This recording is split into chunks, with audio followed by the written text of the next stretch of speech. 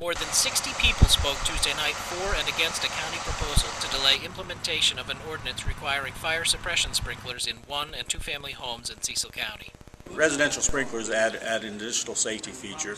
A lot of people think that smoke alarms by themselves are nothing. Yes, smoke alarms do give you an early alerting of a fire, but the residential sprinklers actually keep the fire small, keep it in check. So that's the whole concept behind today's now residential sprinkler systems, is that they don't necessarily put the fire out, but they put small fires out, but they keep the fire in check long enough for the occupants to safely exit the home. What's your position on the sprinklers? I'm opposed to it. I respect the firefighters. I think they are very brave. They're as brave as our soldiers. And I understand that they are concerned about their safety. But I feel like this is more government intrusion into our personal lives. I feel like I'm furious after the past 2 years, the amount of regulations that have killed jobs, that have hurt the home sales, that have hurt builders and developers, and just about everybody. I had a flood. My upstairs washing machine quit working and went on the fritz while I was out gardening in the front of my house, way out in the front, and I was only out of the house for 40 minutes. It was July 3rd of 2008. When I came back in the house, there was so much water. It took from July 3rd until November 22nd to remediate this flood, to take care of all the problems, to rebuild. We lived in a construction zone, literally. I had contractors in every single day. If I'd worked, I would have been fired.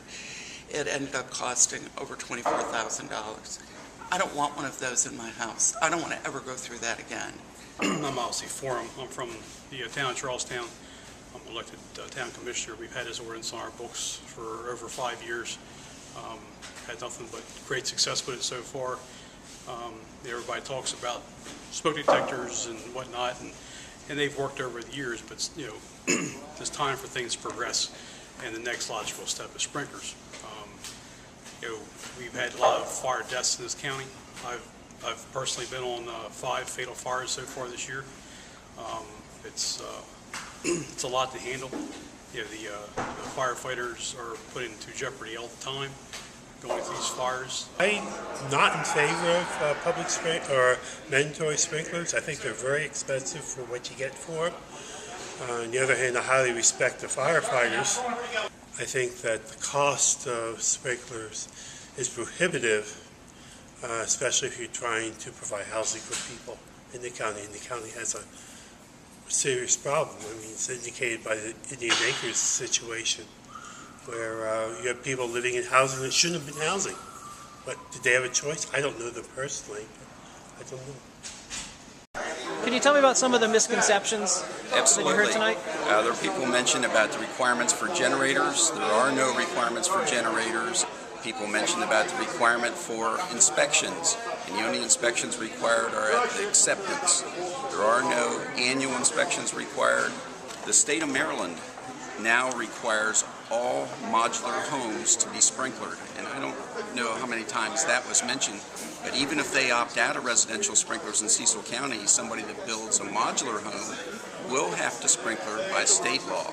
Insurance Services Office has sent out a memorandum stating that if a city or county opts out of something that's like sprinklers that is required by the national code, that the insurance rates for everyone will go up in that community. And some of those things are issues that I didn't really hear coming up tonight, but I think they're things that are worth knowing.